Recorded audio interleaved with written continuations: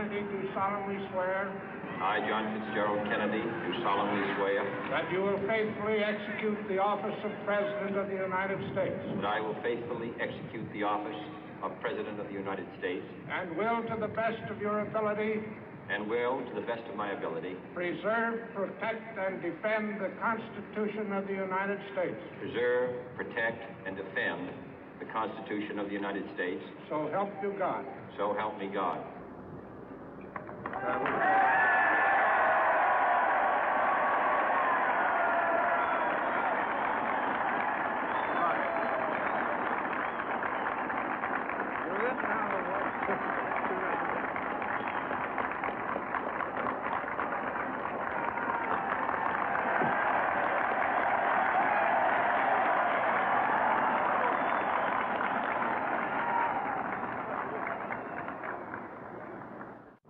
Vice President Johnson, Mr. Speaker, Mr. Chief Justice, President Eisenhower, Vice President Nixon, President Truman, Reverend clergy, fellow citizens. We observe today not a victory of party, but a celebration of freedom, symbolizing an end as well as a beginning, signifying renewal as well as change. For I have sworn before you and Almighty God the same solemn oath our forebears prescribed nearly a century and 3/4 ago.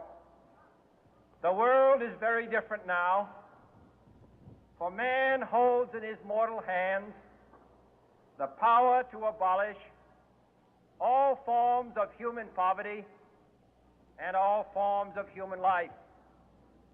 And yet the same revolutionary beliefs for which our forebears fought are still at issue around the globe.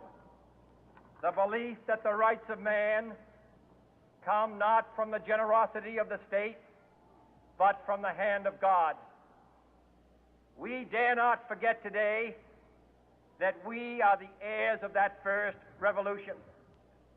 Let the word go forth from this time and place to friend and foe alike that the torch has been passed to a new generation of Americans born in this century, tempered by war, disciplined by a hard and bitter peace, proud of our ancient heritage, and unwilling to witness or permit the slow undoing of those human rights to which this nation has always been committed and to which we are committed today at home and around the world.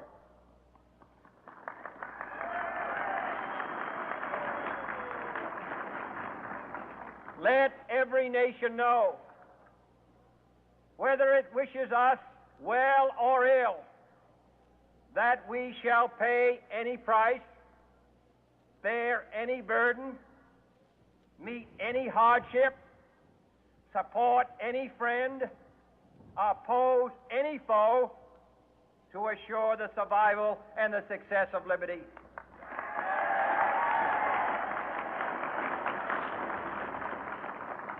This much we pledge and more.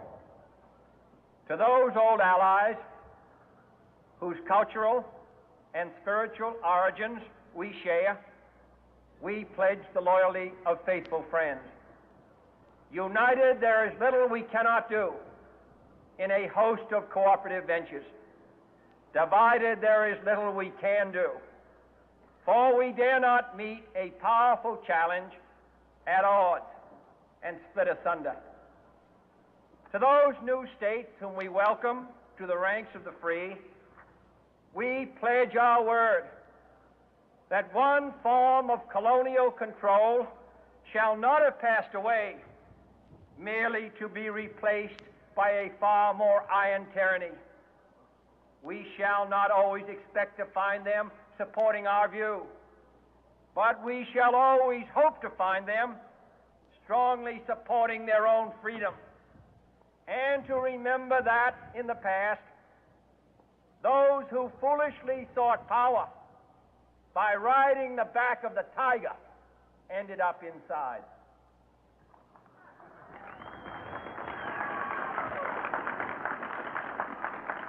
To those people in the huts and villages of half the globe struggling to break the bonds of mass misery, we pledge our best efforts to help them help themselves for whatever period is required, not because the communists may be doing it, not because we seek their votes, but because it is right.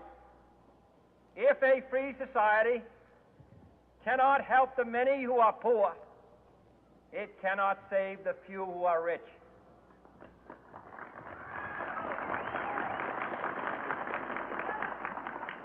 To our sister republics south of our border, we offer a special pledge to convert our good words into good deeds, in a new alliance for progress, to assist free men and free governments in casting off the chains of poverty.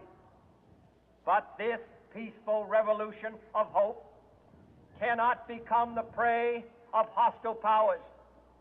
Let all our neighbors know that we shall join with them to oppose aggression or subversion anywhere in the Americas.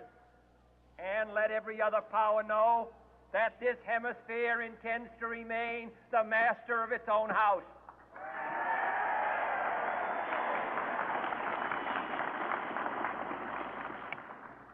To that World Assembly of Sovereign States, the United Nations, our last best hope, in an age where the instruments of war have far outpaced the instruments of peace, we renew our pledge of support to prevent it from becoming merely a forum for invective, to strengthen its shield of the new and the weak, and to enlarge the area in which its writ may run.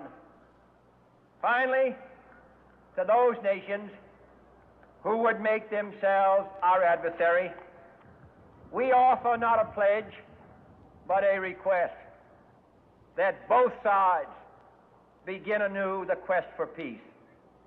Before the dark powers of destruction, unleashed by science, engulf all humanity in planned or accidental self-destruction, we dare not tempt them with weakness, for only when our arms are sufficient beyond doubt can we be certain beyond doubt that they will never be employed.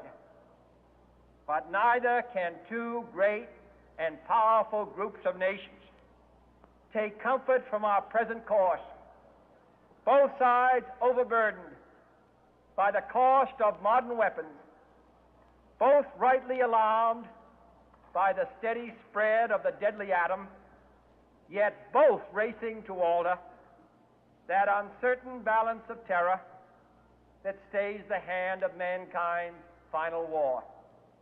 So let us begin anew, remembering on both sides that civility is not a sign of weakness, and sincerity is always subject to proof.